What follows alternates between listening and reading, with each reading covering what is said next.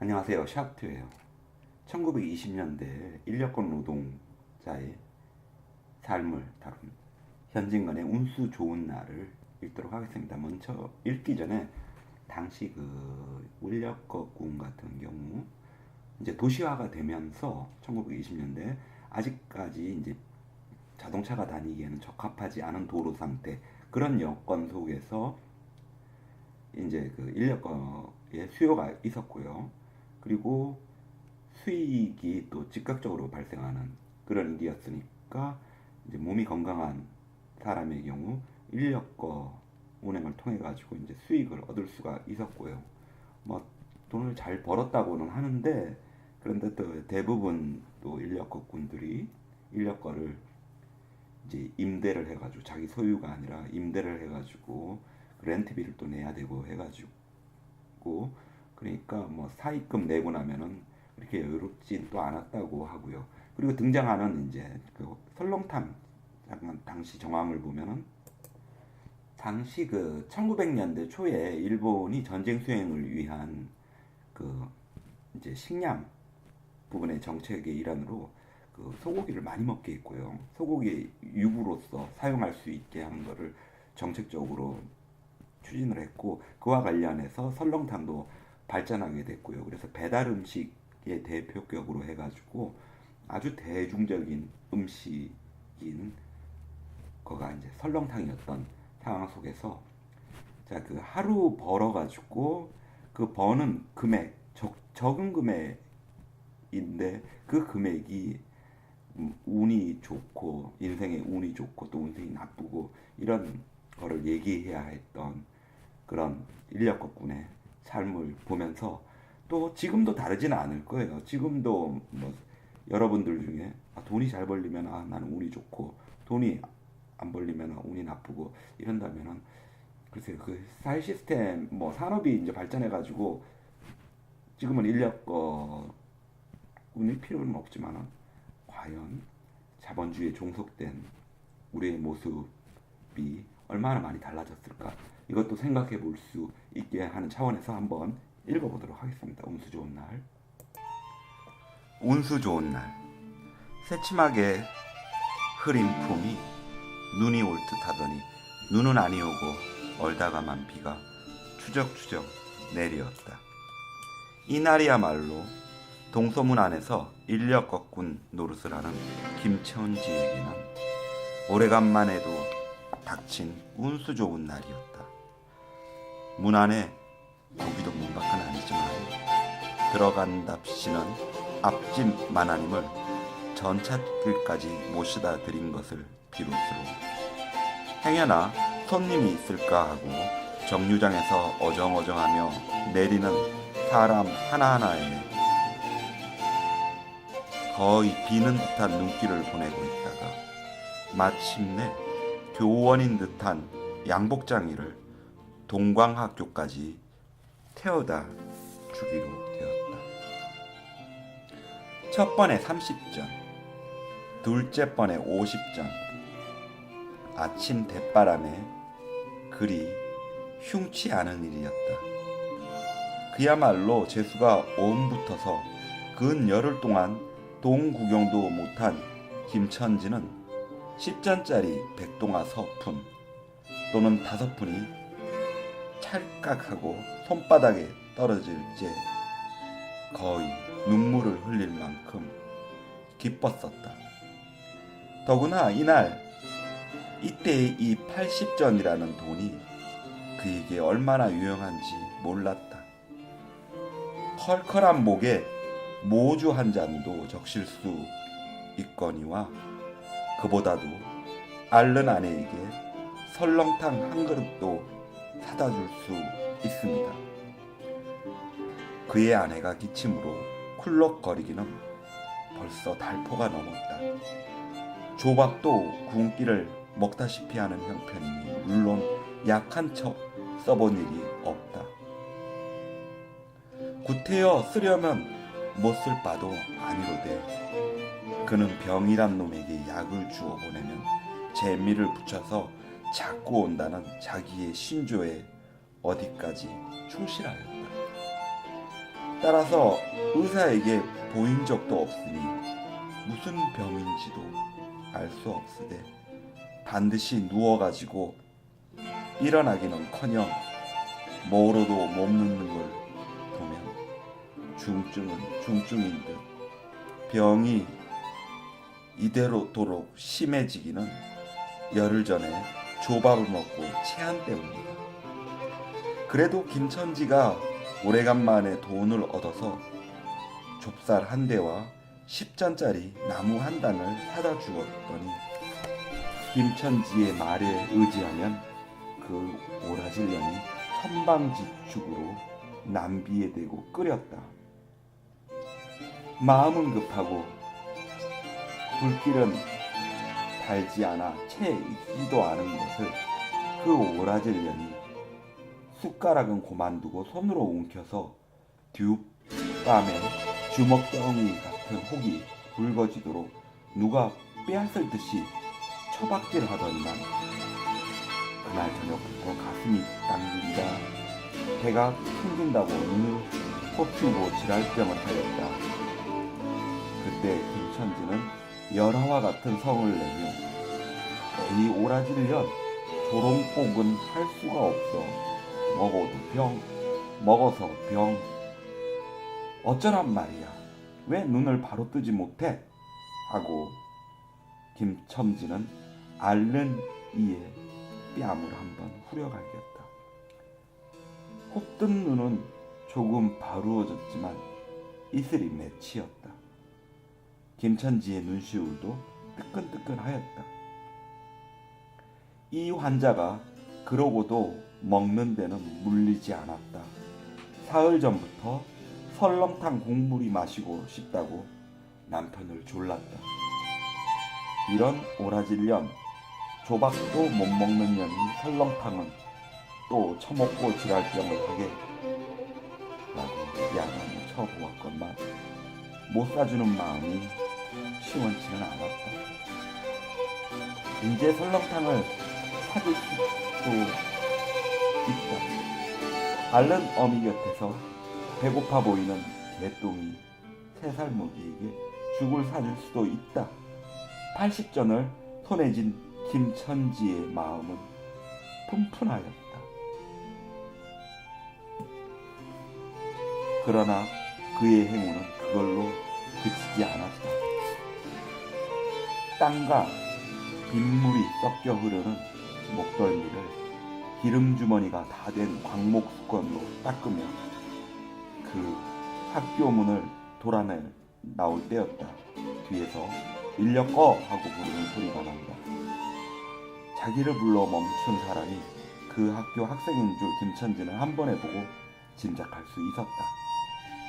그 학생은 다짜고짜로 남대문 정거장까지 얼마요? 라고 물었다. 아마도 그 학교 기숙사에 있는 이로 동기 방학을 이용하여 귀향하려 함이리라.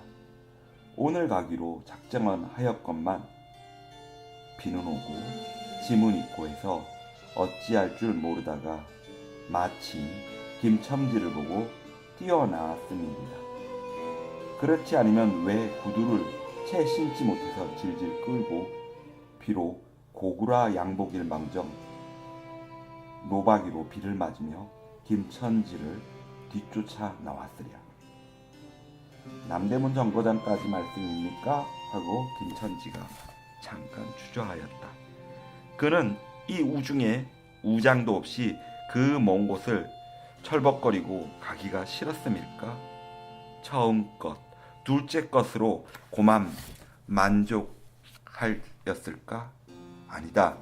결코 아니다.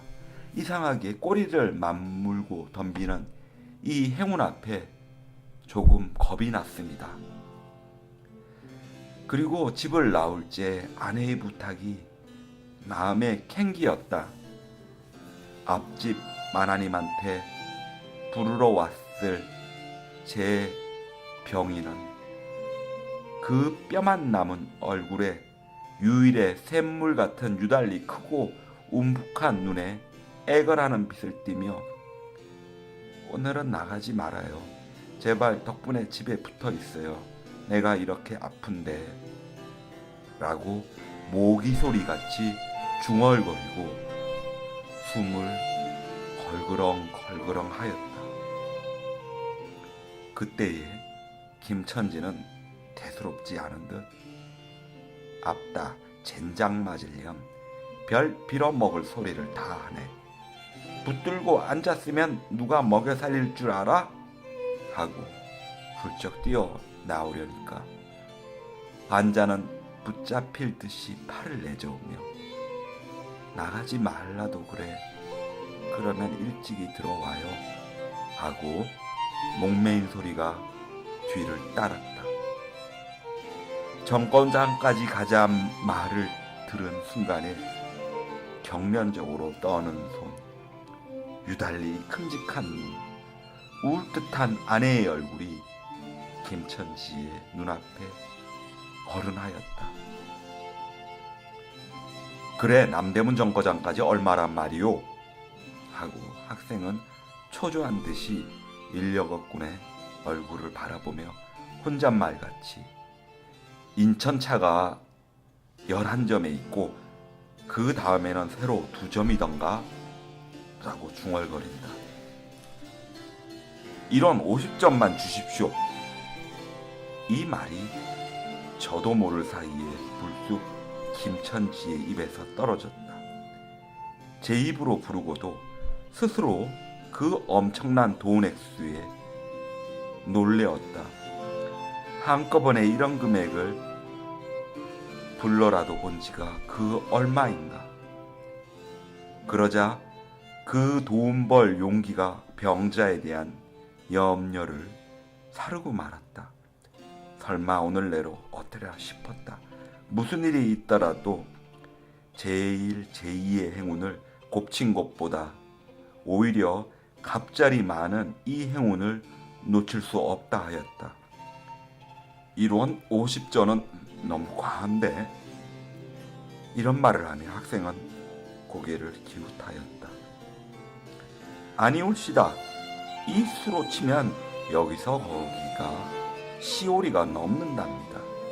또 이런 진날에 좀 더 주셔야지요. 하고 빙글빙글 웃는 차부의 얼굴에는 숨길 수 없는 기쁨이 흘러넘쳤다. 그러면 달라는 대로 줄 터이니 빨리 가요. 관대한 어린 손님은 그런 말을 남기고 총총히 옷도 입고 짐도 챙기러 갈대로 갔다. 그 학생을 태우고 나선 김천지의 다리는 이상하게 거뿐하였다. 다름질을 한다는 이보다 거의 나는 듯하였다. 바퀴도 어떻게 속히 도는지 군다는 이보다 마치 얼음을 지쳐나가는 스케이트 모양으로 미끄러져 가는 듯하였다. 얼음 땅에 비가 내려 미끄럽기도 하였지만 이윽고 끄는 이의 다리는 무거워졌다. 자기 집 가까이 다다른 까닭이다. 세상스러운 염려가 그의 가슴을 눌렀다. 오늘은 나가지 말아요. 내가 이렇게 아픈데. 이런 말이 이미 그의 귀에 울렸다.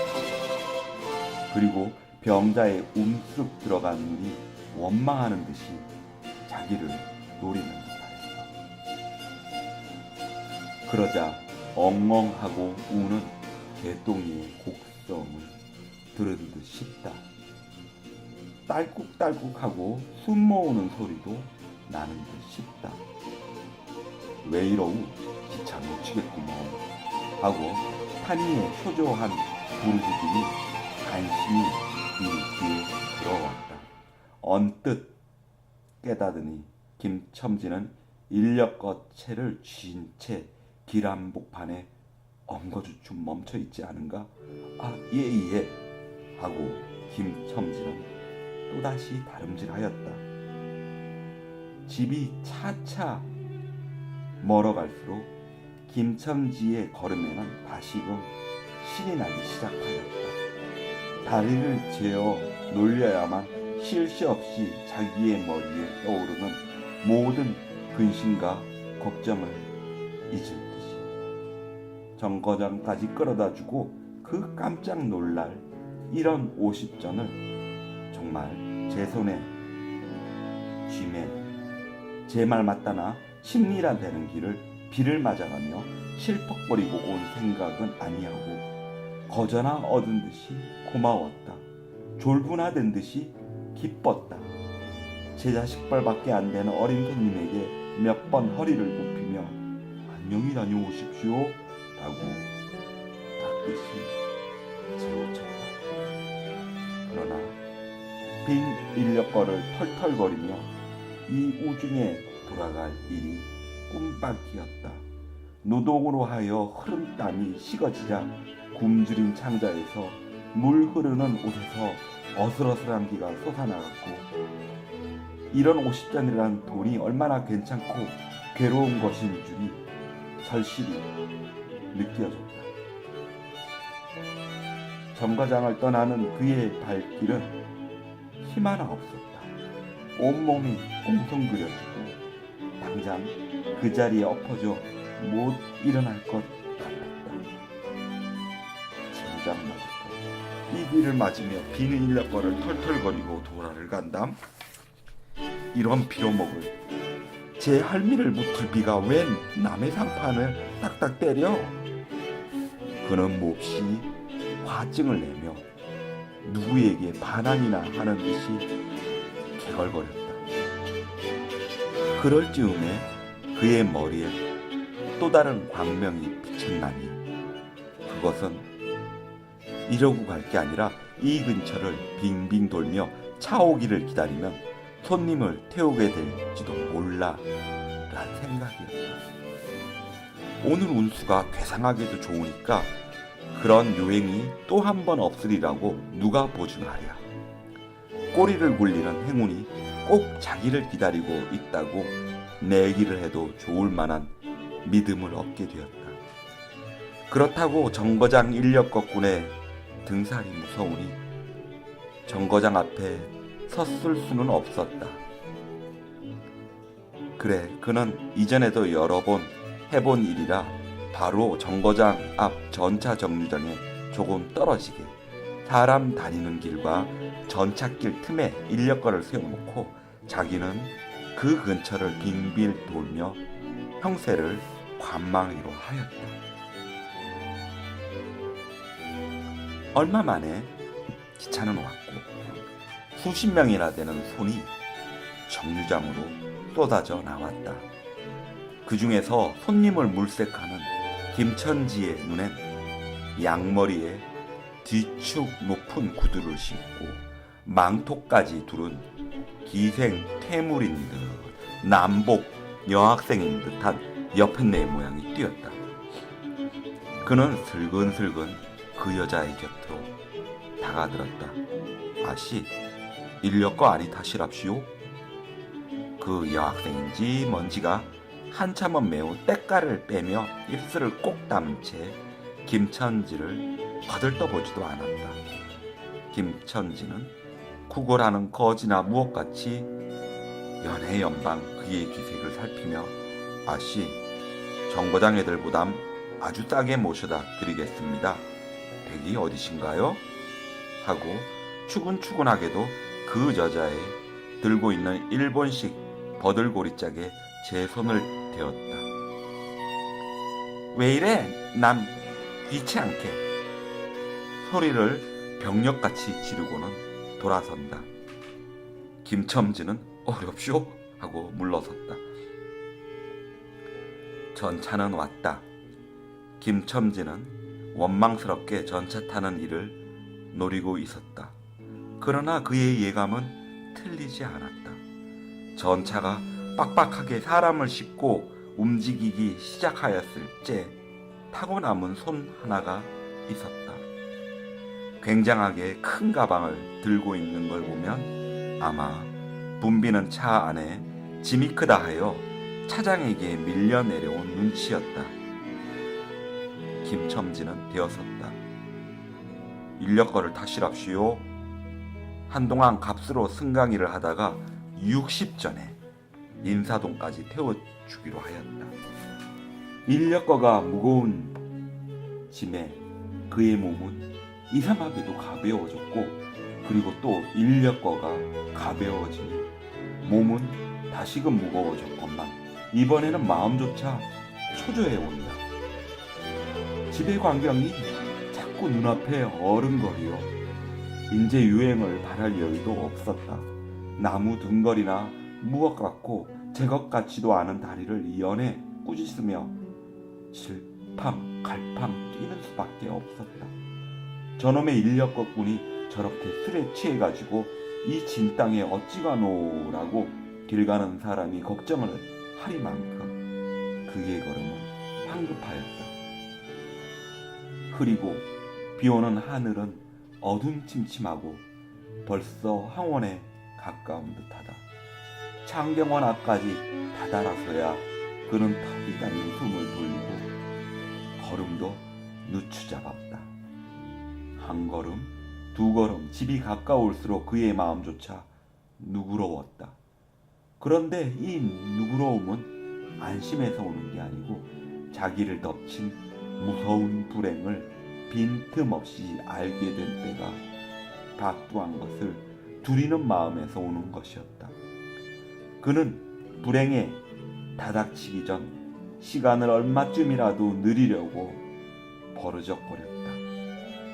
기적에 가까운 벌이를 하였다는 기쁨을 할 수 있으면 오래 지니고 싶었다. 그는 두리번 화면을 살피었다. 그 모양은 마치 자기 집 곡불행을 향하고 달려가는 제 다리를 제 힘으로 도저히 어찌할 수 없으니 누구든지 나를 좀 잡아다고 구해다고 하는 듯하였다. 그럴 즈음에 마침 길가 선술집에서 그의 친구 시삼이가 나온다. 그의 우글우글 살찐 얼굴에 주홍이 덧는 듯 온 턱과 뺨을 시커멓게 구렛나루 덮였거늘 노루탱탱한 얼굴이 바싹 말라서 여기저기 고랑이 패고 수염도 이때야 턱 밑에만 마치 소립송이로 거꾸로 붙여놓은 듯한 김천지의 풍치하고는 기이한 대상을 짓고 있었다. 여보게 김첨지, 자네 문 안 들어갔다 오는 모양일세 그려. 돈 많이 벌었을 테니 한 잔 빨리기에. 뚱뚱 보는 말라깽이를 보던 말에 부르짖었다. 그 목소리는 몸짓과 딴판으로 연하고 싹싹하였다. 김첨지는 이 친구를 만난 게 어떻게 반가운지 몰랐다. 자기를 살려준 은인이나 무엇같이 고맙기도 하였다. 자네는 벌써 한잔한 모양일세 그려. 자네도 오늘 재미가 좋아 보이. 하고 김첨지는 얼굴을 펴서 웃었다. 아따, 재미 안 좋다고 술을 못 먹을랜가? 그리고 여보게, 자네의 왼몸이 어찌 물독에 빠진 새양쥐 같은가? 어서 이리 들어와 말리게. 선술집은 훈훈하고 뜨뜻하였다. 추어탕을 끓이는 소뚜껑을 열 적마다 뭉게뭉게 떠오르는 휘기, 석쇠에서 뻐지직 구워지는 너비하니 구이에 제육이며 간이며 콩팥이며 북어물, 빈대떡 등등이 너저분하게 늘어놓인 안주 탁자에 김첨지는 갑자기 속이 쓰려서 견딜 수 없었다. 마음대로 할 양이면 거기 있는 모든 먹은 먹이를 모조리 깡그리 집어삼켜도 시원치 않았다. 하되 배고픈 이는 위선 분량 많은 빈대떡 2개를 쪼이기도 하고 추어탕 한 그릇을 청하였다.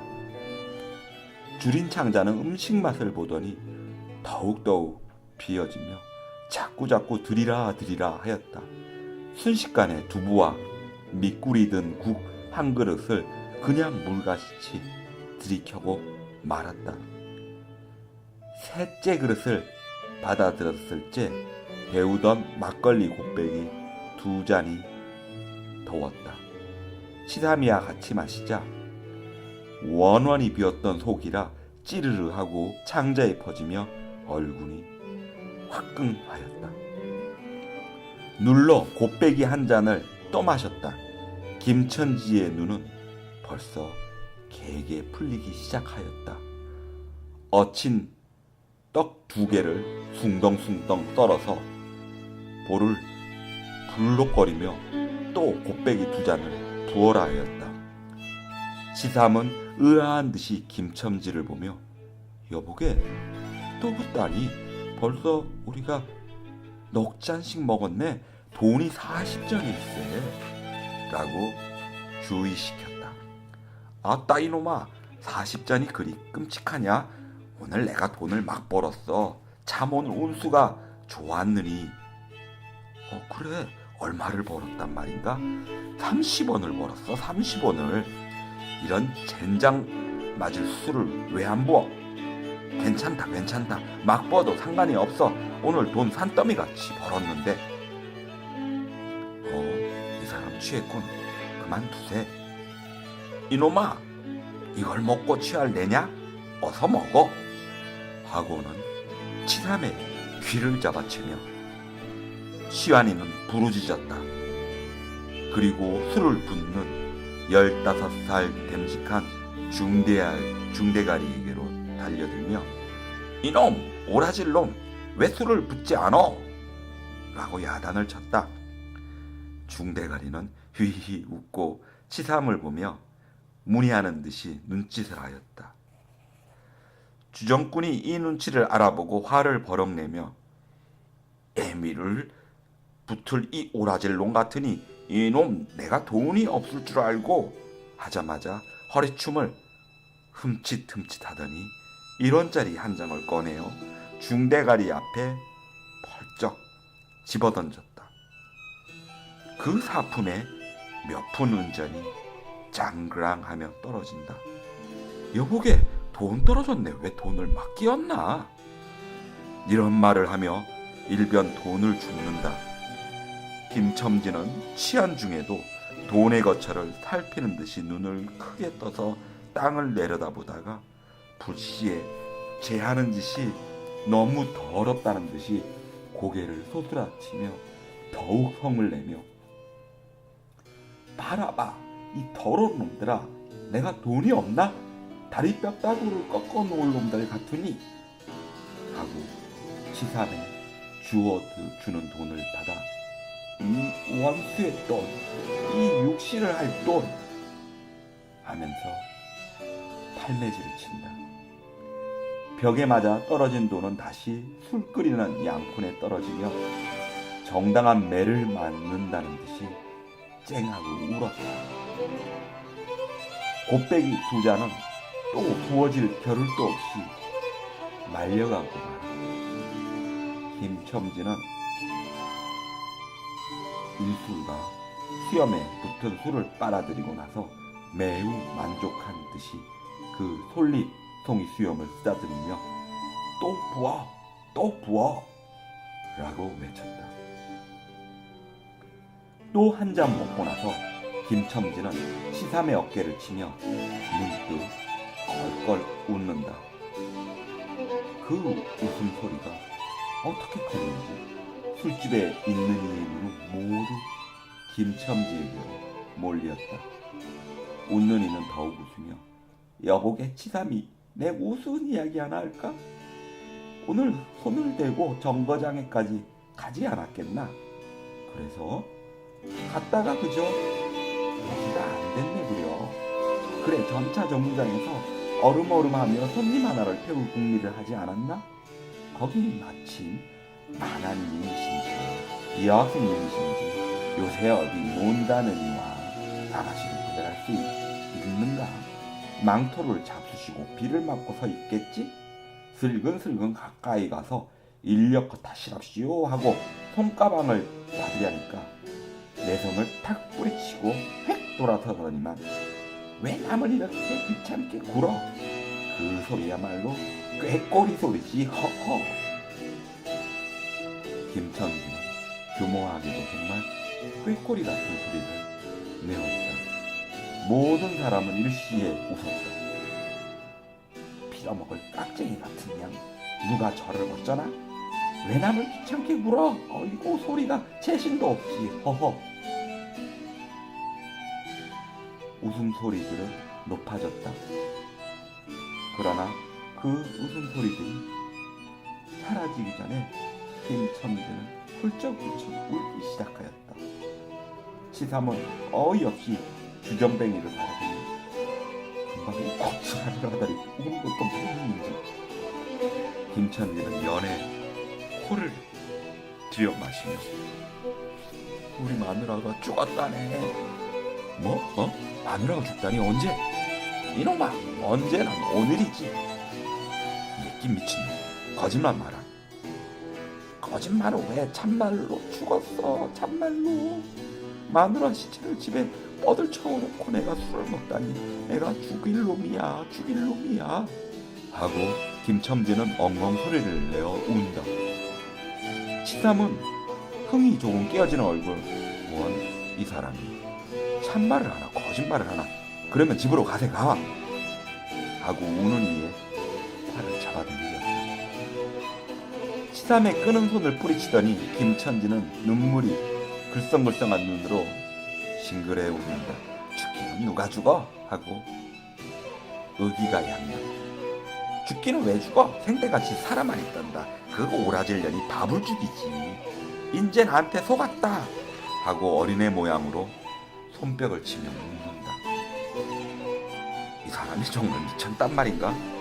나도 아주 먼 내가 앓는단 말은 들었는데 하고 치삼이도 어느 불안을 느끼는 듯이 김첨지에게 또 돌아가라고 원하였다. 안 죽었어. 안 죽었대도 그래.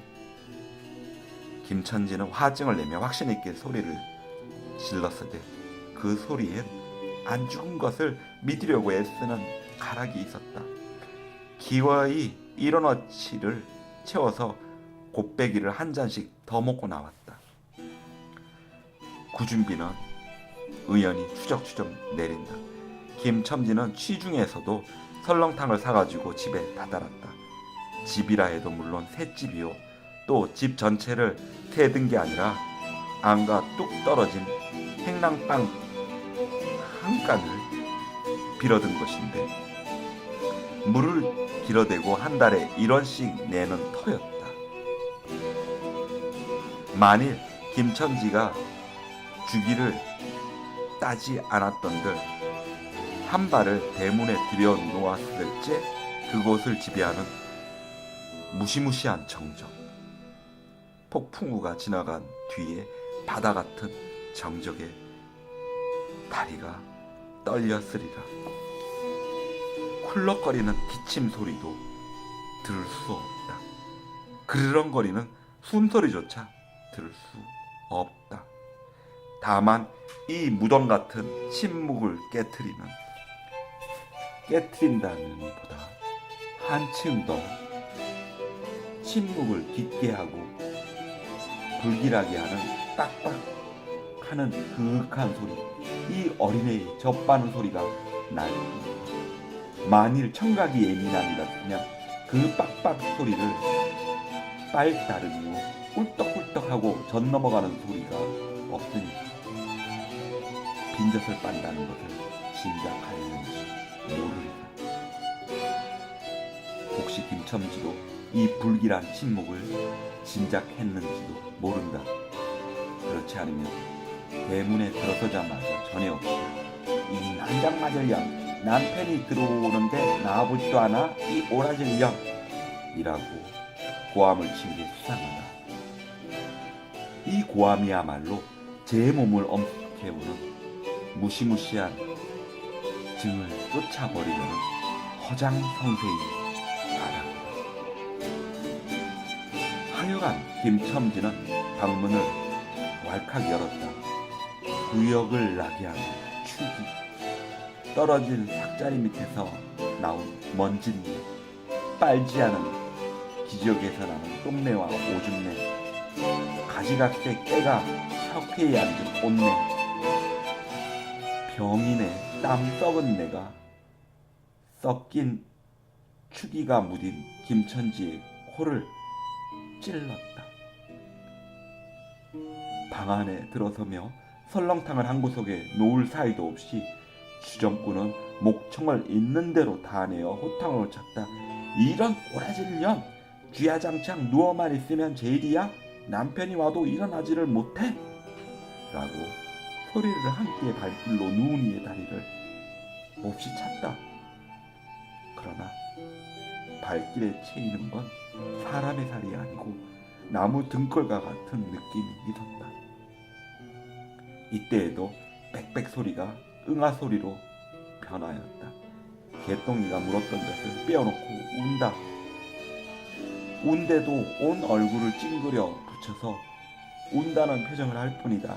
응아 소리도 입에서 나는 게 아니고 마치 뱃속에서 나는 듯하였다. 울다가 목도 잠겼고 또 울 기운조차 시진한 것 같다. 발로 차도 그 보람이 없는 걸 보자 남편은 아내의 머리맡으로 달려들어 그야말로 까치집 같은 환자의 머리를 꺼들어 흔들며 이년아, 말을 해. 말을. 입이 붙었어? 이 오라질 년. 이거 봐. 아무 말도 없네. 이년아, 죽었단 말이냐? 왜? 말이 없어. 또 대답이 없네. 정말 죽었나 보이. 이러다가 눈이의 흰창을 덮은 위로 치든 눈을 알아보자마자 이 눈깔 왜 나를 바라보지 못하고 천장만 보느냐, 응? 하는 말끝엔 목임이었다. 그러자 산 사람의 눈에서 떨어진 닭의 똥 같은 눈물이 주근이의 뻣뻣한 얼굴을 어룽어룽 적시었다. 문득 김첨지는 미칠 듯이 제 얼굴을 주근이의 얼굴에 한데 비비대며 중얼거렸다. 설렁탕을 사다 놓았는데 왜 먹지를 못하니? 괴상하게도 오늘은 운수가 좋더니만. 네, 여기까지 운수 좋은 날을 읽어봤어요. 김천지의 그런 하층 노동자의 삶을 사실적으로 1924년작이죠. 예, 묘사한 현진건의 작품인데, 우리가 근데 한번 오늘날의 관점으로 생각을 해볼 필요도 있을 것 같아요. 일단 얼마 벌었는지 볼까요? 그날 김천지는 술 취해가지고 얘기했죠. 30원을 벌었어. 30원을 뭐 이랬지만은 실제로 계산해 보면은 30원은 아니고 소설 속에 보면은 2원 90전 벌었네요. 그래요. 3원이라고 쳐줄게요. 그러면 그 가치가 얼마냐면은 1924년대에 당시 일제시대 때는 그 조선의 일원하고 일본 일엔하고 등가 교환이 됐어요. 그래가지고 그 일본 일제시대 때 그때 일본의 그 순경의 첫 월급이 한 달에 45엔이었고요. 그리고 초등학교 교사 첫 월급이 40원 정도부터였다고 하네요. 은행원은 50원. 그러니까 50엔이니까 이제 한국 돈으로 50원이었고요. 그래서 1원을 대략 지금 계산하면은 그 18만 원 정도라고 하네요. 18만 원. 따라서 김천지는 얼추 54만 원 정도, 그러니까 하루 이제 500불 정도 번 거죠. 500불 정도 벌었으니까 김천지는 운이 좋다고 이제 생각할 만하죠. 500불 벌었으니까 속으로는 이제 이런 생각도 할 거예요. 아, 내가 몸이 건강하니까 이렇게만 벌면은 한 달에 그래도 1,000만 원은 넘게 버는 거야. 1,500까지도 벌 수 있다는 계산이야. 그러면은 뭐 연봉 나는 한 1억은 버는 거가 되는 거야. 뭐 이렇게 뭐 생각하니까 이제 뭐 운이 좋다고 하겠고. 소설에 보면 이제 그 월세가 1원이었잖아요. 1원. 그러니까 하루 동안에 3원 정도니까 그거 한 달 월세 낼 거 세 배를 번 거였으니까 잘 벌었겠죠. 잘 벌었지만은 그 참 그 뭐라 그럴까 그럼에도 불구하고 이렇게 운이 좋은 날이 있음에도 불구하고 그런 것에서 발전을 할 수가 없는 삶인 거죠. 얼마나 피곤하겠어요. 그렇게 하루 종일 인력거 끌고 아무런 생각도 못 하죠. 그러다가 몸이라도 아프면 이제 돈을 못 벌게 되는 거고 그거를 이제 해줄 수 있는 어떤 뭐 사회적인 장치 같은 거는 그 당시 또 물론 없었고 도시화가 이제 막 시작될 당시였고 그런 상황 속에서 김첨지보다 뭐 더 이렇게 형편이 어려운 민중들은 얼마나 더 많았겠습니까? 여기서 뭐 다른 소설의 다른 이제 분석들은 자취하고 여러분들 학교에서 뭐 많이 들었을 테니까 우리는 그런 관점으로 봤고요. 저는 이렇게 생각을 해요. 돈 때문에 뭐 행복해지고 돈이 없으면 그럼 또 불행해지고 불행하다고 생각을 하고 뭐 그럴 수밖에 없는 게 자본주의의 뭐 속성이 있죠. 속성이지만은 한편으로는 여전히 1924년에 써졌던 거지만은 이걸 보면서 꼭 그럴 필요 있을까 싶게 다른 가치를 또 생각해 볼 수 있는 그런 여유를 소설을 통해 가지고 한번 생각해 보는 계기가 됐으면 좋겠습니다. 감사합니다. 이랑 샵트였어요.